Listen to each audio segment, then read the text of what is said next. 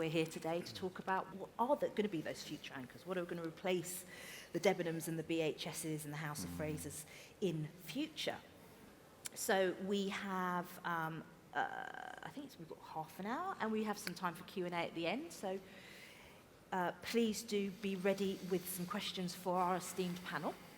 And I'd like to come to them in turn to introduce themselves so that we have some context to their responses to the questions we're going to put to them. So if I can come to you first. Roger Wade, CEO of Boxpark. Do you want to tell the audience? I'm sure your reputation precedes you, Roger, but can you tell us in a few words what Boxpark does? We created the world's first pop-up mall in 2011 at a time in which people may be running away from the high street. We ran into the high street. We passionately believe about customers wanting to have special experiences, and we've tried to maybe in our own little way redefine what the future of high streets should be. We've increasingly gone into street food and events as well. Great, thank you. I'm Keith Pullinger, CEO of The Light Cinemas and co-founder of The Light Cinemas.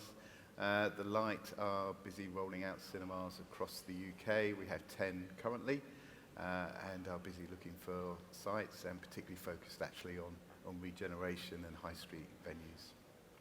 Tom Whittington, Director of Retail and Leisure Research at Savills. We help retailers know where to expand. We look at shopping centres and development, and we also do a lot of thought leadership around the issues that are relevant to retail. Thank you. Jools Whitehorn from Whistlepunk's Urban Axe Throwing. We're a leisure operator. We have been going for about 3 years.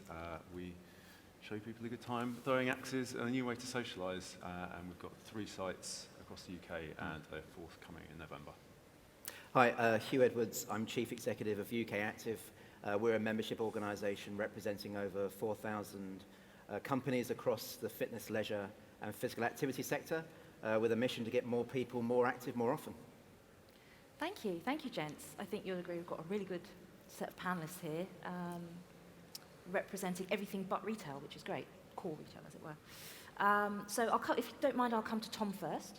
Tom from Savills, because I understand, Tom, that you have some new research that you'd like to sort of introduce us to help focus minds, with some really good, interesting findings on what the industry is doing around excess space. So can you talk us through what the main findings are and where we are nowadays in this UK, in this country with excess retail space, which we seem to have more and more of?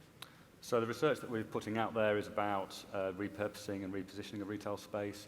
So what do we do when an area of retail is marginalised and perhaps is unloved and needs a little bit of TLC? There are all sorts of things which I'm sure will become apparent through the course of the session. In terms of the void position, we get very hung up on thinking about the average voids across the UK. At the moment, we're about 11.5%. We get hung up on e-commerce, we get hung up on CVAs. And actually, a lot of the marginalised space that we're seeing across the country is actually a long-term structural shift. We're yet really to see the impact from e-commerce. And in fact, the CVA impact, while there's some high-profile department stores that are having lots of wonderful things happening to them, still the CVAs is a relatively small part of the market. So the long-term shift that we're seeing, vacancy rates nationally are still lower than what they were when they were at their worst during the financial crisis. And a lot of the units that have been marginalised have been marginalised for a long time. So about 40% of void units have been marginalised, have been empty for more than 3 years nationally. So there's a significant amount of space. But what's really important is not getting too hung up on the fact that retail is dead and the high street is dead because of these high void levels. It's where the void levels actually are.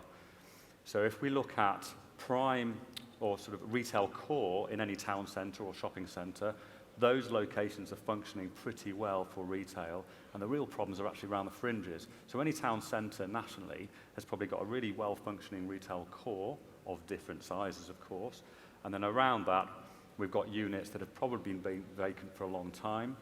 They probably don't meet the needs of current retailing, and we need to think about some alternative use for those. So that's the long-term structural shift. I'm not denying that there is an impact or likely to be an impact from e-commerce. I just think we're yet to see it. So in terms of how much marginalised space or redundant space we have in the UK nationally, if you ask landlords across the board, we average is about 40% long term, which is a significant picture. Some landlords even say 75%, which is quite scary, and some are saying down as far as 10%. I think that really depends on where their assets themselves are pitched. One way or another, we know that we're going forward, we're going to have too much space. But rather than that necessarily being a really negative impact on the high street, it hopefully represents lots of interesting things that we can then do with that space to make more interesting and viable places for consumers. Yeah, opportunities, looking for opportunities from this, absolutely.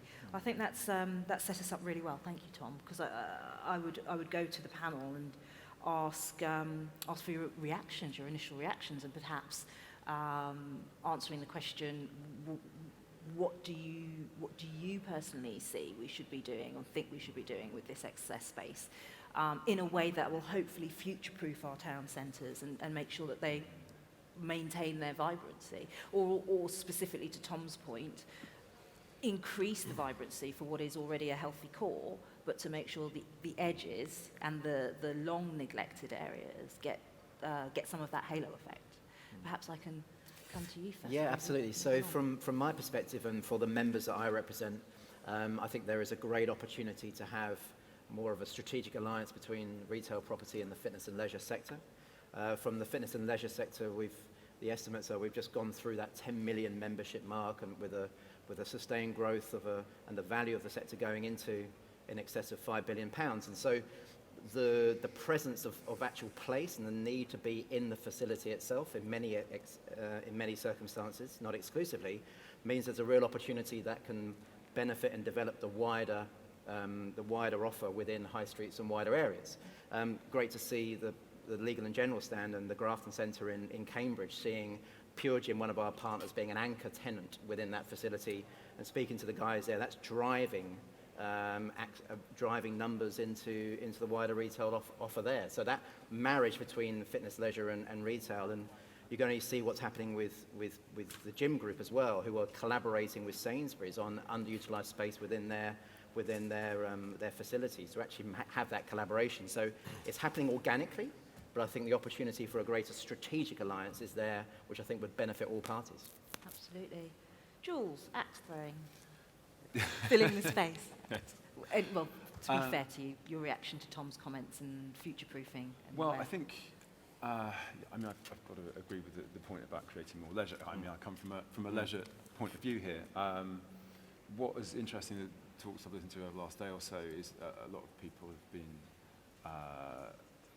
been saying how we've got this space and the traditional retailers are kind of failing on that front. So from my point of view, we started Whistlepunks in a space out the way, cheap.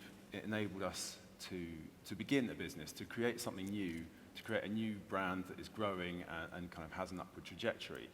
And I feel that a lot of these spaces could be used for that reason. So creating spaces to incubate new brands, to then come up and take the place of the bigger ones that are starting to fall away, and putting in place a framework for that kind of renewal and that change, and allowing a bit of space for things to fail, for things to be there on a temporary basis that will hopefully then move on to bigger and better things within the same development perhaps, and create that sort of cycle, and just not relying on the ones who've been there for a long time and sitting there and hoping that we can kind of put something else in. And just a quick supplemental question to that, given what you do in your experience, have you found it a challenge so far? Even though we've got this space, getting into, finding the property owners, the space owners that are willing to work with you? It's certainly shifted in the last year. Like a year or so ago, I mean, the nature of what we do, to say axe throwing to people, it's pretty fresh. So you're like, I'm not sure how that, we're not comfortable with that because it's new. We don't want to stick our necks out for this. But now everyone's looking more engaged in trying to find activities that bring people together for a social experience. I think there's been a lot of talk of turning town centres, more focused onto the social engagement, coming in not for the purely transactional stuff for shopping that the online stuff can take care of, but the human scale social interactions.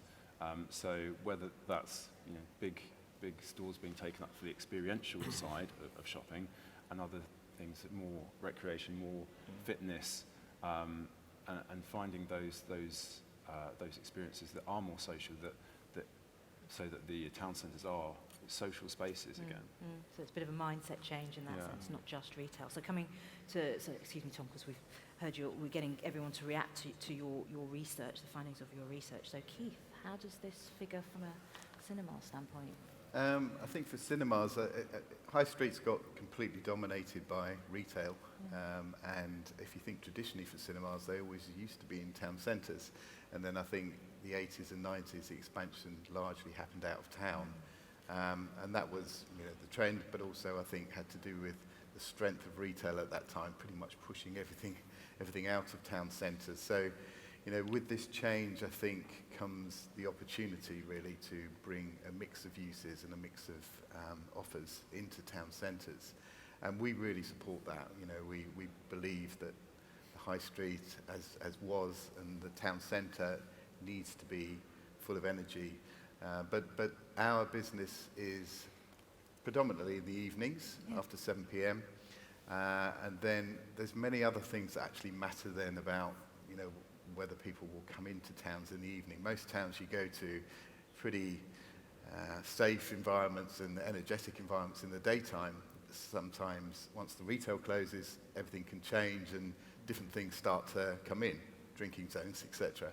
And I think for cinema, it needs to have the right components. It needs to be, the council has to play a big part in making sure that it's a safe environment, there's good transport facilities, the car parking's right, the lighting's right, the security's right, and these things I think sometimes have been forgotten in towns, and just antisocial behaviour is a real problem for our customers, and so that needs to be tackled as a whole, and the private sector and the public sector working together to make that change. So, we're really strong believers that cinemas can be a catalyst to we drive a lot of people to our venues. A typical cinema that we have will do 400,000 plus people a year, and a lot of those want to eat and they want to shop and join things to that visit. And so I think the cinema can play a really important role, but we can't do it on our own because we're dependent on good town and a healthy town centre environment as well to make it all work. Absolutely. I think you make some very good points about the social aspects around placemaking that contribute to making a vibrant town. And also, I think it's a good time to point out that we talk a lot about the death of the high street with the likes of Amazon and so on. And here you could talk about the death of cinemas because of Netflix, but here we have a business. Let's not go there. No, exactly, but that's what I mean. That's a whole new debate. If we're talking about the death, Netflix we shouldn't is not be talking killing about cinema. Exactly. We shouldn't be talking It's killing about the BBC and death ITV. we shouldn't be talking about the death of the cinema. It's just as vibrant. But coming to you, thank you for being so patient, Roger. Are you interested in the excess built space, given the Boxpark model? How does the excess space present an opportunity to Boxpark? Or if it's not specific existing excess space, what is it that you're looking for in terms of choosing sites for your... I'm not interested in the excess space. I'll just go back to what Tom said earlier. I'm staying at a Titanic hotel, and it's quite poignant given some of the things we're talking about here. And for me, we're talking about the high street. It's not the high street. It's the high street, shopping centres, retail parks. It's retail space in general. We've got to be careful because each one of them have got different unique circumstances that we need to address. So, but the reality is it's almost like being on the Titanic at the moment.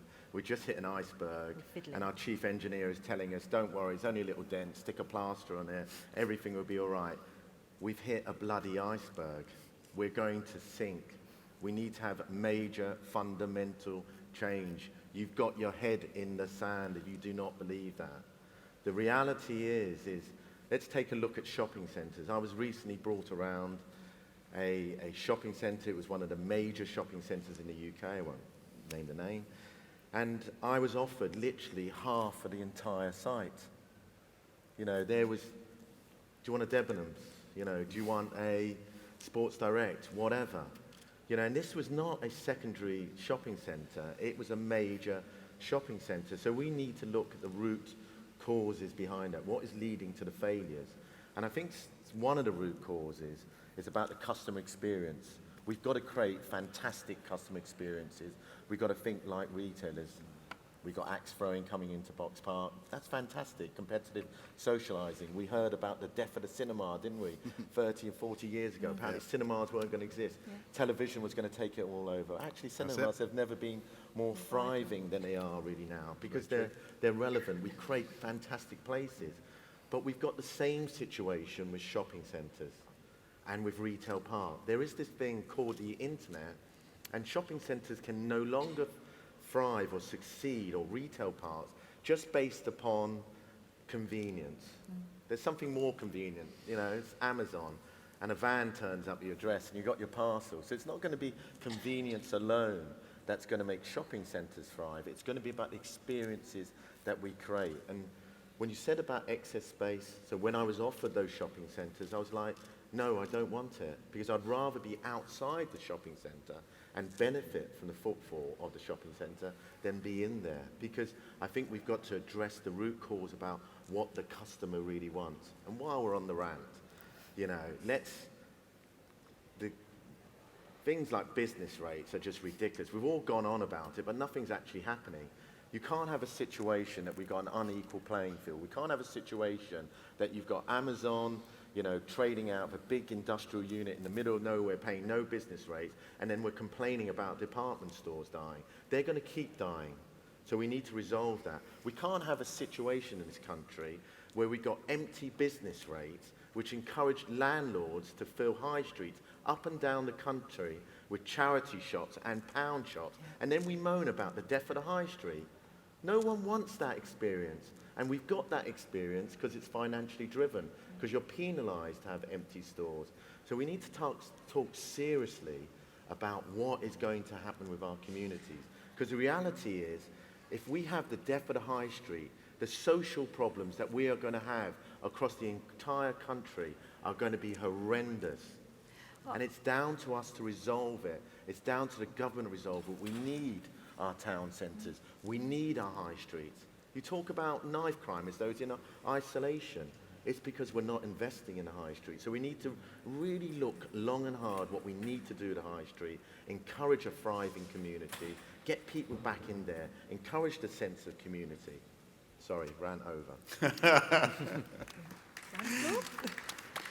I agree with you on so many points. Having studied technology, the impact of technology on consumer trends, I would say that the death of the high street, the death of books, the death of cinema, we hear these doom and gloom, black and white arguments made mainly by the media.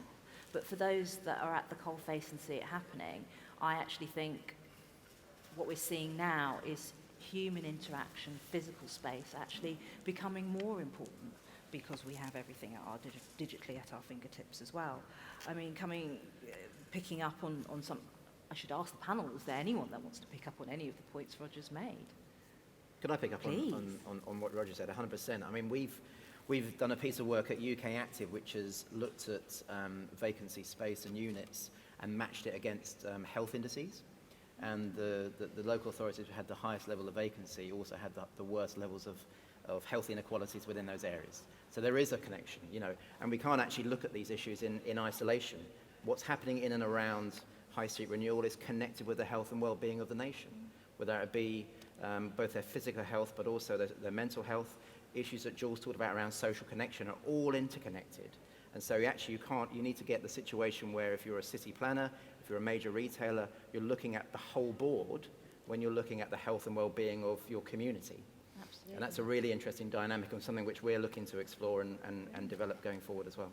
I think hopefully shows like this are key for that, because constantly I'm hearing data, measurement, collaboration, and we're seeing that, you know, we can't talk about any of this in isolation. If I were a local planner and I could say we could actually reduce our health cost bill if we had more gyms, for example. But yeah, sorry. So I'd just like to add, if I can, I think I'm going to push back on the local council piece, because I agree absolutely what Roger's saying. We've got to be proactive in solving the problem. And I think the problem is different in Stockport as it is to Banbury, as it is to Preston, as it is to Middlesbrough. And I think local authorities are best placed to work out what's the future of their high street and how is that going to evolve. And I think more and more, we want to work in partnership with people, whether they're property owners or local authorities, because it really matters what else is happening around us and how that's going to evolve and why would it be a good, thriving community. And I just see that the government has a massive role to play in that, and that you are hearing the right things with the high street funds, etc., coming through. And I think that's the way it has to evolve now. We're not really engaging with the big property owners enough, because I think they're all in turmoil about what to do with their centres. And the only schemes that seem to be fueling now are with some sort of local authority funding, either a wrapper lease or a loan for or part ownership in centres, and I think that has to continue. I think, Tommy, you want So 15, 20 years ago, we started talking about Tesco towns. We had the big increase of out-of-town expansion. We had town centre first policies. And I think it was at that point that we kind of lost focus about what town centres were, because we started thinking, okay, they're clone towns, they've all got the same retail, and we forgot that town centres aren't just retail. And I think where we're at now in the market and thinking about what we're going to do with marginalised space is, yes, there is going to be a huge opportunity in terms of repositioning retail for alternative retail and alternative food and beverage and other leisure offers.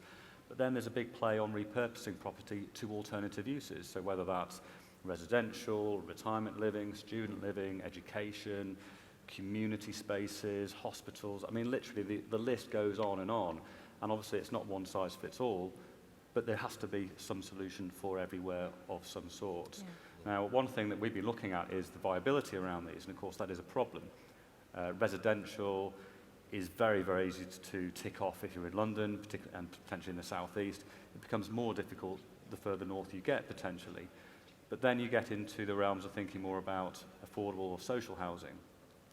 And I believe that fundamentally something will have to happen to this marginalised space. It can't be a question of it's not viable, because nothing is going to happen unless we act. And this is where the local authority intervention happens. It's where central government intervention is going to have to play a part. We've got this space. What are we going to do with it? And repurposing isn't a new thing either, because if we think about, we're next to the Albert Dock here. We're taking a warehouse space that fundamentally we made into a retail/leisure destination. It's been going on for years. It's just at the moment, the focus is on what do we do with tired retail spaces. Yeah. And I'd like to add, I mean, it's not all doom and gloom. The reality is there's some fantastic developers out there that are doing some great things, that, what Argent have done and recreated King's Cross, and the food and drink there, and the way they've got the Google anchors, the way they brought St. Martin's to that. I think it's a real template for other people to follow. You don't have to look too far with Liverpool One. Liverpool One is a fantastic example of an integrated so-called shopping centre with an environment that's a thriving centre. Unfortunately, there's some other centres that don't work, but going back to something that you were saying earlier, we've just got to go back to the fundamentals of retail, because we get a bit too scared about the word online. It doesn't matter whether it's online or physical. There's only three things that you've got to be good at, I believe, in retail. You've got to have fantastic content.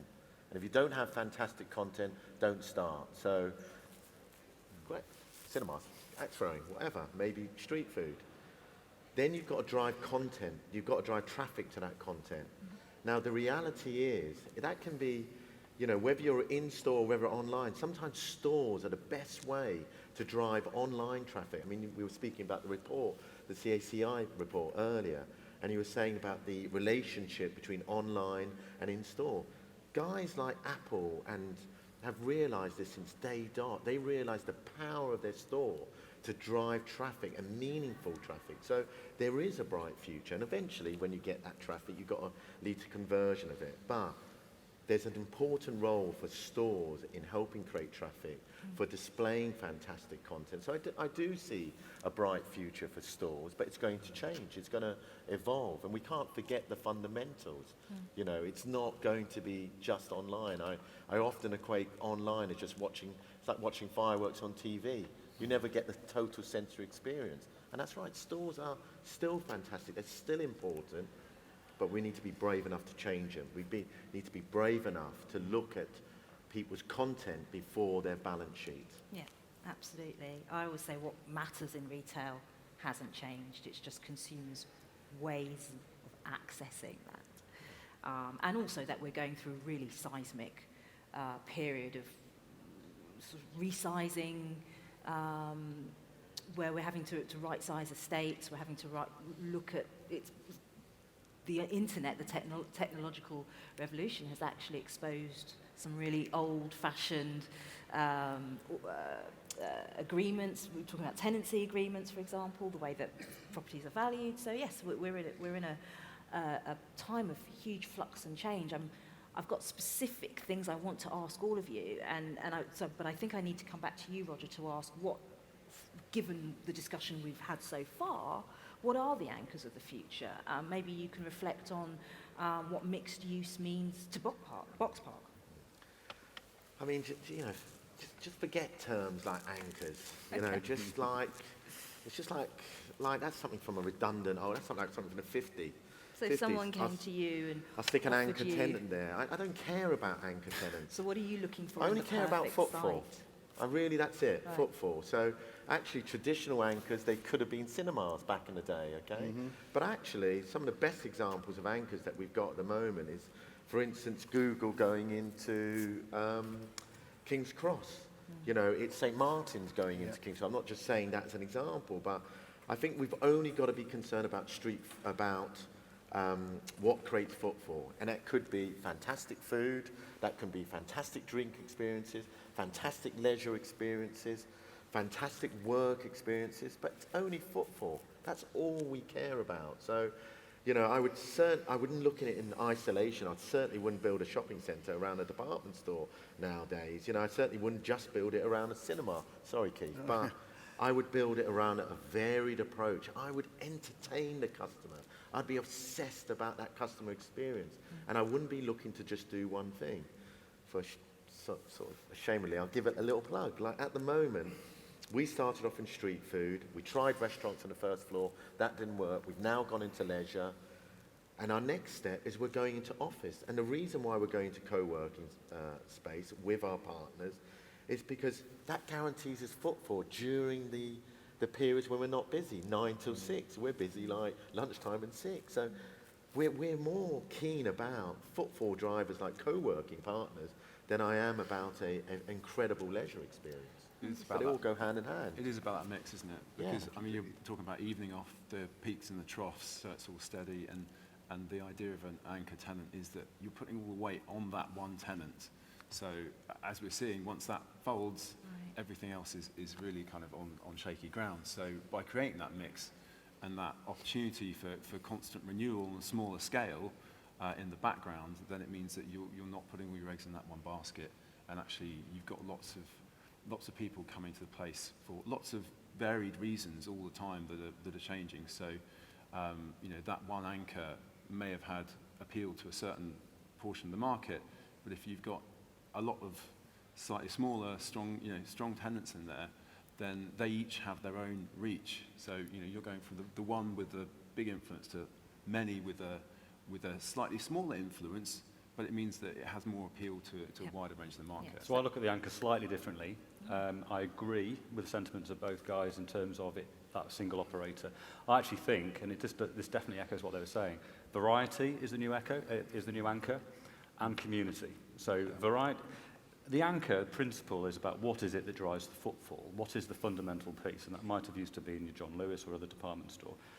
If you've got a group of leisure operators, that becomes an anchor in its entity. And if you think about community uses, now that could be a hospital or it might be a food hall. It's just basically things that encourage people to use social space because we are increasingly recognizing that social space is really what people want and what drives that footfall. Absolutely. I think that's a great point to maybe put to Huw in that sense, because I wanted to specifically ask you, are you seeing more organisations that whose core commercial business is leisure, wanting to have space in more towns and cities? Yeah, I am, and also recognising the ambitions and the need and the wants of the customer. You know, I think from my core sector perspective, you know, the decisions they make on their modelling is coming from incredible levels of sophistication around insight.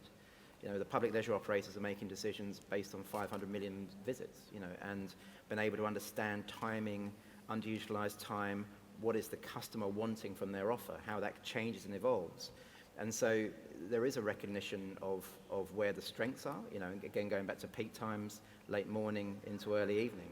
Great opportunity to look at collaboration with local communities around underutilized capacity within the system during the daytime and the afternoon. But also recognizing the social value of what our sector is bringing back to local communities. That is the thing which is driving the conversations with government at central and local level, is what is the value I'm providing back to our local authorities around education attainment, crime reduction, mental well-being, which we can now measure and showcase and evaluate. Conversations which are now live with the NHS. NHS is talking to our sector about how we can be utilised more strategically in the preventative front line for the NHS. Ultimately, we need to have a look at a long-term solution, which is not about, you know, treatment over prevention. So, what is it that we can do, and how we can now measure this level of engagement with our sector reduces costs associated with musculoskeletal, with cardiovascular, with mental health, with Alzheimer's, which are sort of 4 or 5 of the top issues for the NHS. Brilliant, thank you. I'd like to just put the final question, because I think we'd like to go to the audience for some Q&A, to the 2 members of our panel that you've talked about social value here. I'd like to bring in Jools and Keith here on cultural value. And picking up on other points that the other panellists have made about anchors potentially not being all eggs in one basket, but spread throughout the day, into the night as well. So do you have any comments on the novelty of cultural value and entertainment in these from an anchor space perspective? I think novelties. I mean, we get accused of being novelty quite a lot.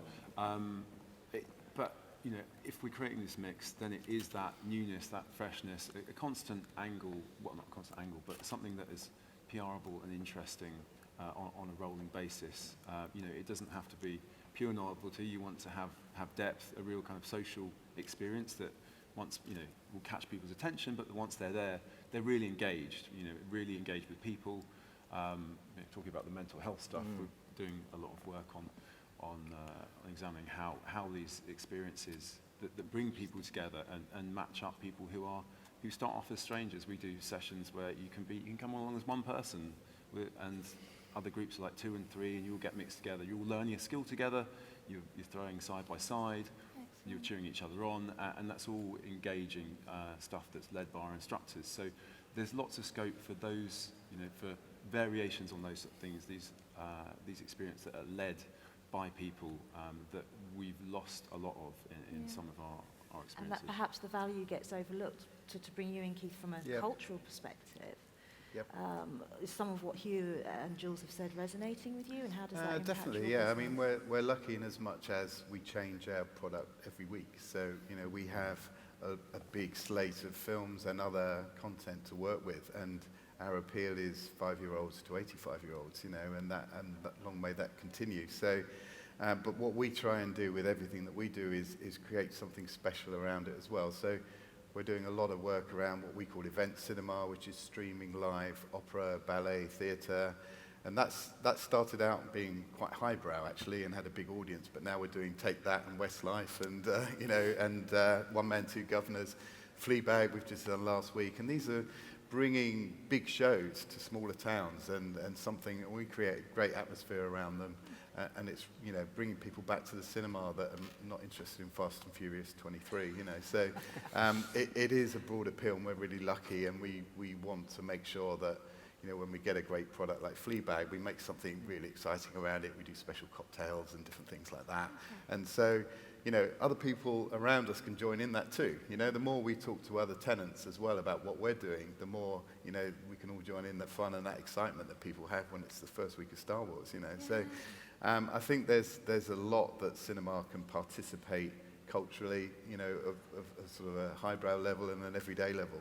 And again, that brings its own energy in life, and town centres can sort of benefit from that. That's the halo effect, and I can Completely. see a lot of local independents wanting to get involved in those kinds of things as well. Yeah. Brilliant. Roger, did you want to make a comment? I'm just a bit worried about going axe throwing on the mental health night. I'm glad I Where are asked you that. going? I'm glad I asked that. Schizophrenic reactions. I was like, oh, geez. I could talk to these guys all day, but unfortunately we're up to time, and I do want to just give. I would like to add one please, thing, an please. important point, which Yep. is we talk about content, and I know Jools, Keith, and maybe ourselves that. I mean, one of the frustrating things is actually the way if you're talking about content, you can't just flip that out there and just go, oh, well, yeah, we want great content. You actually have to do something about it. And one of the things that we need to look at is the way that we're currently structuring lease deals as landlords. And we need to actually start sharing the load. We need to go to turnover rents. And we need to actually start understanding the concept of partnerships and working together collectively. And that's how you get great content. You know, it's not just, you don't get great content by just having fantastic covenants and 20-year leases and the yields are X amount. That's not how you get great content and great thriving retail experiences. You get it by getting the best guys out there and in creating a business environment in which they thrive and you thrive. I wish you'd heard our last panel. So went chapter and verse on that. Oh, good. But I think what came out of that panel was we need a lot more data, a lot more measurement, a lot more collaboration, and just more open dialogue. And I think Actually, the opportunity to take some risk as well sometimes. You know, the things that incubate are because you're trying new things. Yeah. You know, in a digital world, did you really think that, you know, axe throwing and table tennis and darts could be Exactly. popular? I'm sure there was no paper that predicted Cinema. that. Exactly. Yeah. And Yeah. so, you know, allow people to take some risks. Absolutely. true. We wouldn't have got anywhere had we not found a sort of a meanwhile space in an industrial space on the edge of East London, you know, that charged. We had no more than a month's commitment, and we were paying £400 a month for a bit of space that we could do whatever we like with. Interesting. So it was that risk-free stuff. That's an extreme version of like the kind of Yeah, we chances. But yeah, definitely that need was to. without that we wouldn't be here. Yeah. And fitness Yeah. Yeah, in 100%. a major way. I think lots of retailers now would never have thought 2 years ago, I want a gym in my store. No, for example. and just very quickly, you know, the guys are reacting to the adaptability as well. I think some of the big, the historic high street budget gyms are now looking at much smaller options, you know, much smaller space to adapt to what the availability is as well. So to be adaptable as well. Thank you Yeah. very much. So do we have any questions? Has that excited any questions from you? There's a gentleman over here on the end. You've got a microphone coming to you, sir. Thanks. Chaz Bradfield, Director at Winchester City Council. Local authorities mentioned a bit in the dialogue. We're always really interested in how we can help and just interested in panel's reflections on that, because I think we come from different worlds sometimes, don't we? And somewhere in your local authority is someone who wants to help, but quite often we're a bit impenetrable, and perhaps vice versa. So interested in from the panel, you know, got some good experiences, perhaps some crap ones. How can we do it better together? Great question. What are you looking for?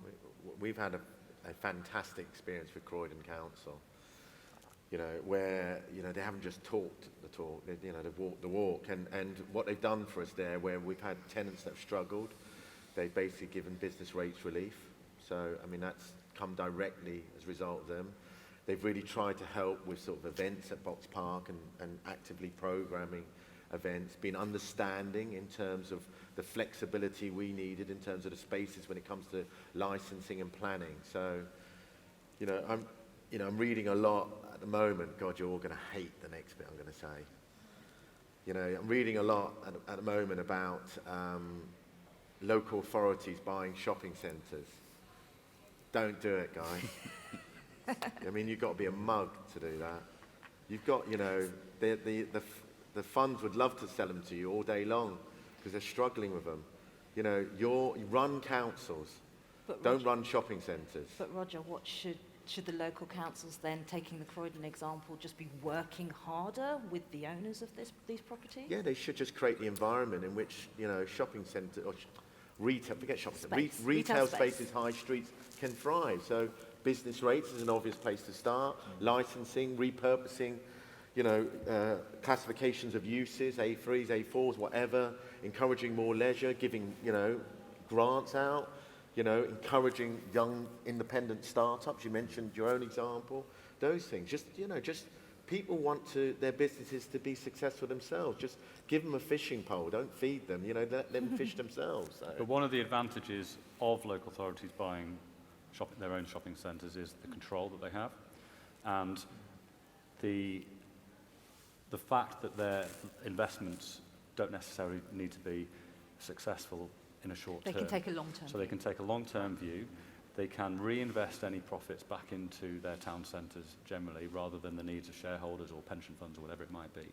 So I recognise what Roger's saying, but we're in a very, very difficult position in certain locations. And there are some great stories about where local authorities are taking control or going joint venture, or not buying into an asset, but just being very, very closely involved with the master planning, and they're very supportive generally of any investment that's coming their way.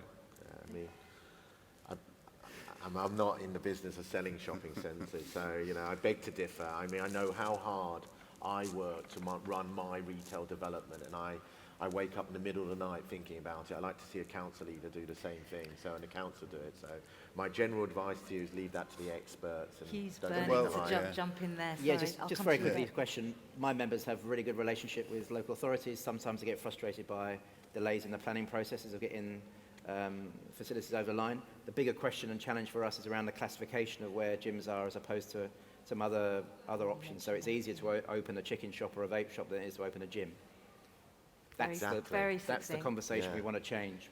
To the point. Keith, I think, I would like to disagree with Roger because healthy debate, that's what we want. because I like to disagree with Roger. No, I think of course, local authorities need the expertise, and they need to buy well, and not be seen as a mug out in the market. But if you want to see things happen and develop at the pace, it's great to see a local authority, and we've worked with a good number now. Jools Council we're working with in Banbury. Kirklees have bought a shopping centre in Huddersfield to knock it down and make green space. And they've got 3 good retailers in there that they're going to move to the other shop. They've got too much retail space. And it's either going to sit there waiting for a solution that isn't there, or you find a solution, and they found it. Now, does it make economic sense in itself? Of course not. But they have a blueprint for the town, and they're really proactive in making sure they protect that town for the next 10, 15 years. And that's, I think, a great move for them. And I agree with you, Keith. Like when you're talking about town centre, councils repurposing things, shopping centres, I agree. But when you talk about councils actually owning and running shopping centres, I think that's completely different. I really do. Yeah. Jules, do you have any thoughts on this? What would you want from a local authority? What would you want from a local authority? Yeah, How I mean, could they help really you? from my experience, I think, as I've been saying, just that flexibility and that open-mindedness. You don't have to turn the whole thing into kind of temporary high turnover spaces, but just engaging more with up-and-coming brands and businesses, whether they're leisure, whether they're retail, just enabling space for people to try things, for trials, for failures, and that being built into, we're not talking about assigning a whole big swathe of it to things that have virtually no chance of succeeding, but just putting the framework there so that people understand what they're coming into. So, here's a space that, this is a new thing this time, and it's a trial within this wider space, and it brings the life, brings the buzz, brings the newness, and just building that flexibility. And I think that ties into what people have talked about with leases. I mean, it can be on all sorts of other bases, and turnover-based agreements that just allow people to get in there. So you actually have a larger choice of tenants. Within a few years, because you have more people who have made it over the first hurdle and have actually proved out a concept, got to a stage where, they are a viable tenant, they know their business, and they can go on to succeed from there, and kind of pay back in bond. Yeah. There are some recurring themes emerging throughout the discussions we've had, but as far as this one is concerned, I wish I could open up to more questions, but unfortunately we're up to time. But I've certainly really realised that there are some common themes emerging here. Social values, huge. The cultural influence, the fact that I think leasing and resident and usage assignments so important as well. So thank you so much, gentlemen, for educating me and hopefully giving our audience plenty of food for thought. So would like to thank me and thanking our panel? Thank you.